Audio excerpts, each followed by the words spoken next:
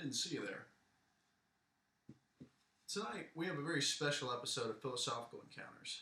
I'm your host, Jeb Harrison, and I'm here to take you on a journey through time itself, where we interview great philosophical leaders of the past and get their perspectives on life, leadership, and society at large today.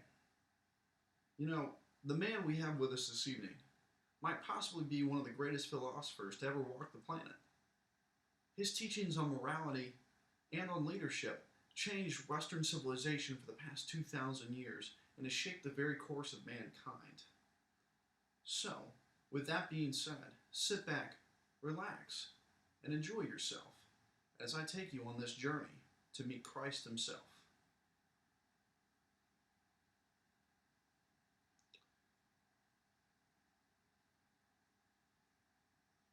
This feels Ken Burnsy.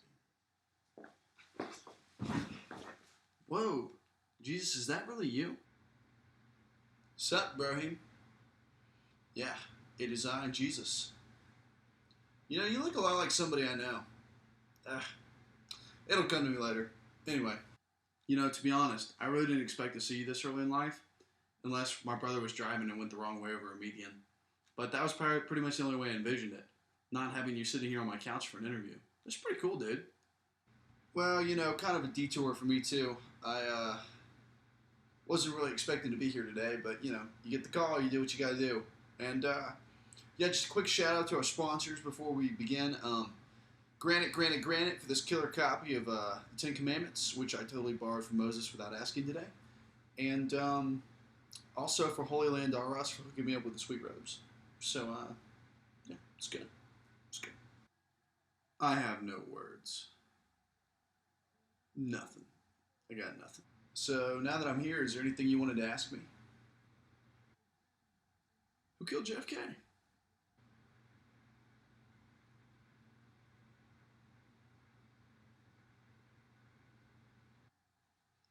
Anyway, moving on. I'm in this ethics class where we're supposed to interview a philosopher from history and get their perspectives kind of pretty much on like life, leadership, and then, you know, the state of our society today.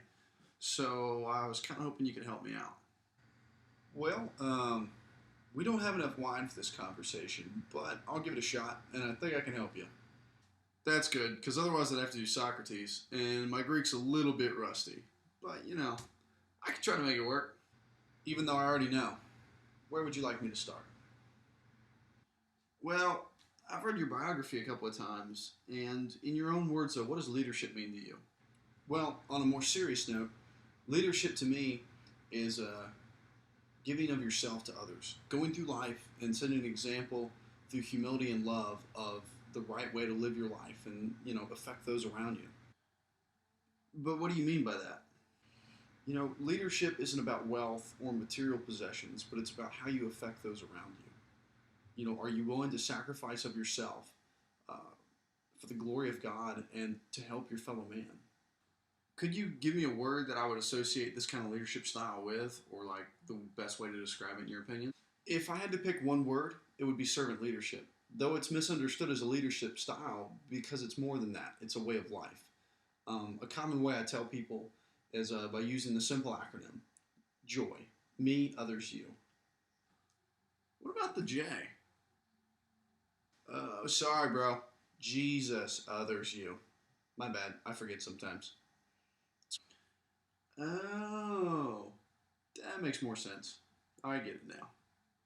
Basically, if I had to sum it up, it's about living your life putting others ahead of yourself.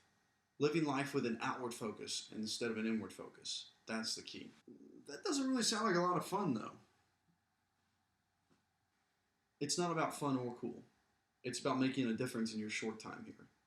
All the gifts and talents you've been given can be used to serve and help others and change the lives of those around you, or they can be used to glorify yourself.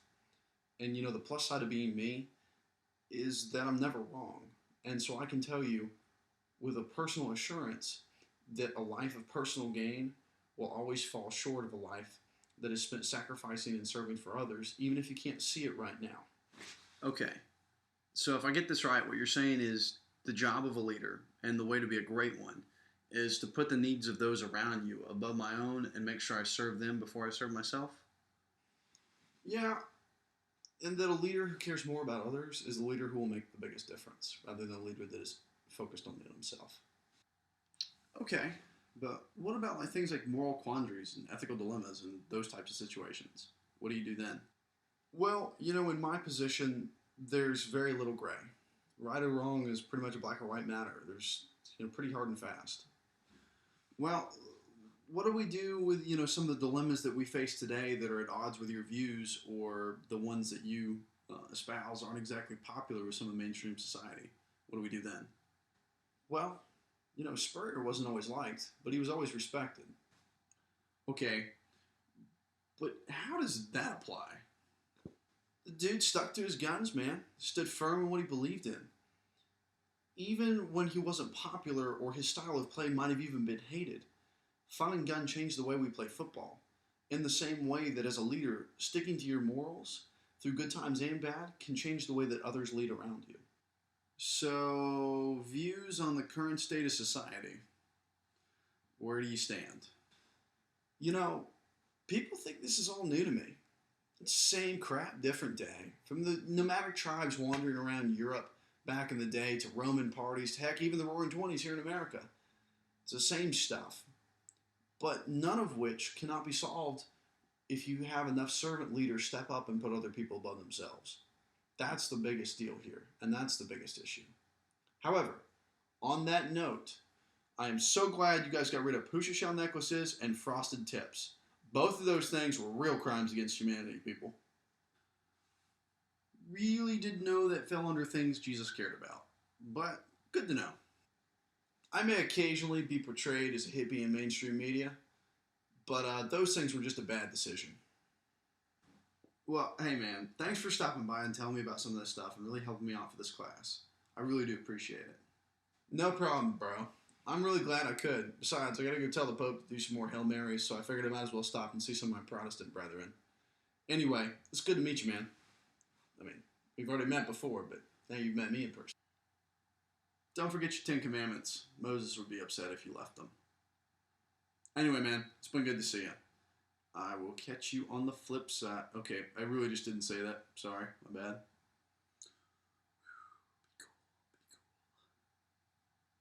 Okay.